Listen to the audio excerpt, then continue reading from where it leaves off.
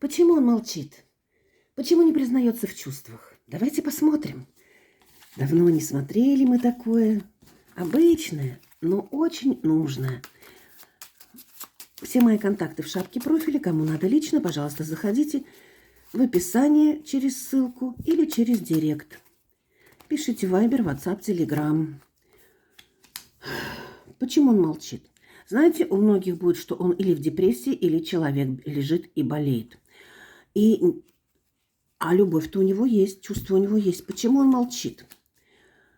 Он молчит, и вышла у нас гадалка, то есть это говорит всегда о том, если выпадает эта гадалка, это говорит всегда о том, что он не знает, как выбрать. Он хочет, чтобы кто-то дал ему понять, как сделать выбор. Почему он молчит? Он молчит, потому что он боится, что вы уже не его. Он боится, что вы уже не его. Почему он молчит и не хочет сказать о чувствах? А чувства-то у него есть чувства. Скажи нам о своих чувствах. Ну, этот человек, могу сказать, кроме чувств, то, что он умеет любить, но он любит. На первом месте у него все время будут стоять материальные блага, карьера, а потом уже женщины. Первым делом самолеты. Ну, а женщины потом. И опять это говорится о том, что почему он молчит. А он хочет хитрить самого себя. И действительно у него сейчас болезненное состояние, или человек действительно болеет, или у него состояние такой депрессии, болезненности, но он боится, что вы на него каким-то образом подействуете. А на самом деле это называется, могу сказать, трусость. Хотя мужчины все трусливые. То есть, когда мужчина влюбляется, он вот становится вообще какой-то странный. Никакой. Не знает, что делать. Он трусливый, он боится сказать. Когда мужчине нужно добиться вас просто желаемый объект женской особи, тогда он на все ухищрения лакую лапшу навешивают. И это сразу видно, влюбился мужчина или нет. Почему он молчит? Действительно, почему он молчит о чувствах? А чувства есть, видите, чувства есть, встреча есть. Он действительно хочет встретиться, он действительно хочет поговорить, но у него понос мыслей, запор слов. Вот поэтому он молчит.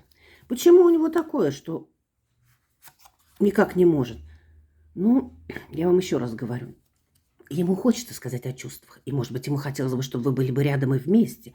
Но тогда же надо делиться.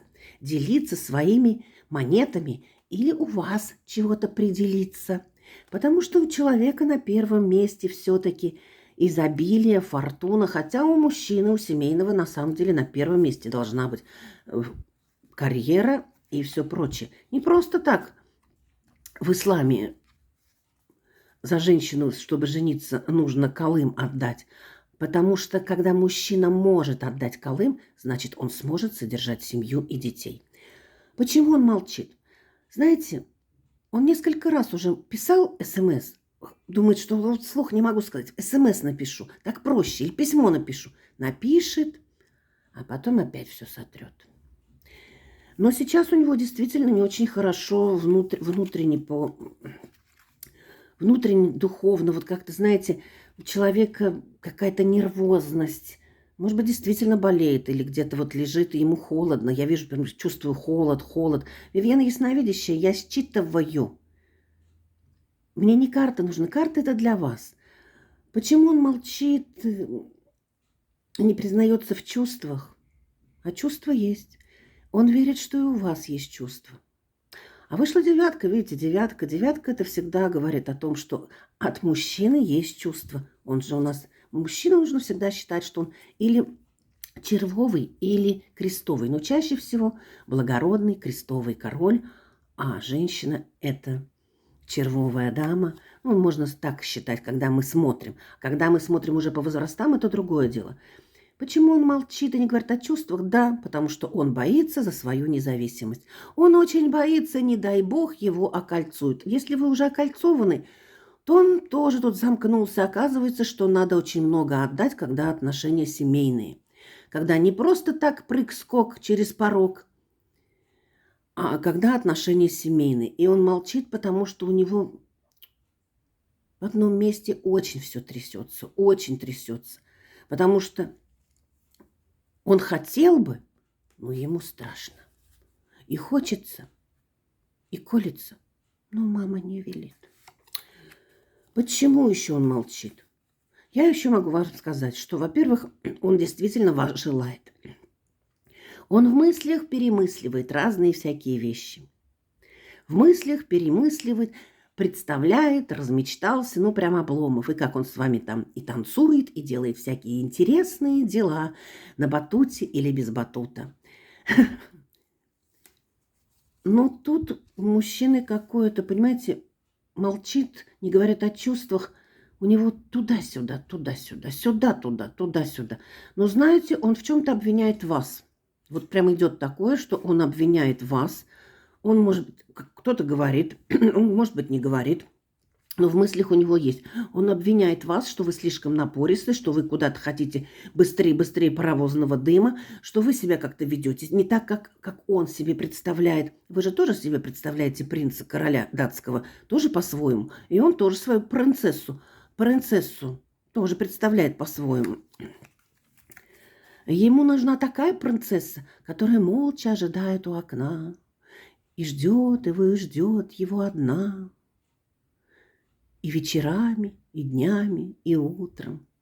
Такая красота, а он подъезжает на своем коне и видит, как его невеста ждет в окне. Ой, что ты так всего боишься-то?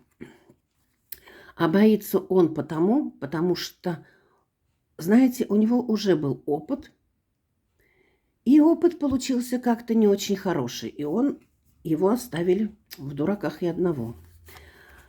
Так, почему ж ты так боишься? Да, потому что ему надо, чтобы женщина была на своем месте. Хотя в семье, да, нужно только просто написать Конституцию и расписать, у кого какие права и обязанности, и у одного, и у второго, и выполнять общую Конституцию. Он любит, чтобы женщина знала свое место и знала, что он прав, потому что он мужчина. А почему ты такой? Ну, потому что он хоть и влюбленный, и очень хотел бы гармоничных отношений, тут влюбленный вышел. Он хотел бы, чтобы было так, как он хочет. Пишем в комментариях. Любовь призываю, а все беды, вот у нас вышло, от себя отгоняю. Не забывайте про энергообмен. И вышел дом. Да, человек хотел бы, чтобы был дом под окном. Пока-пока.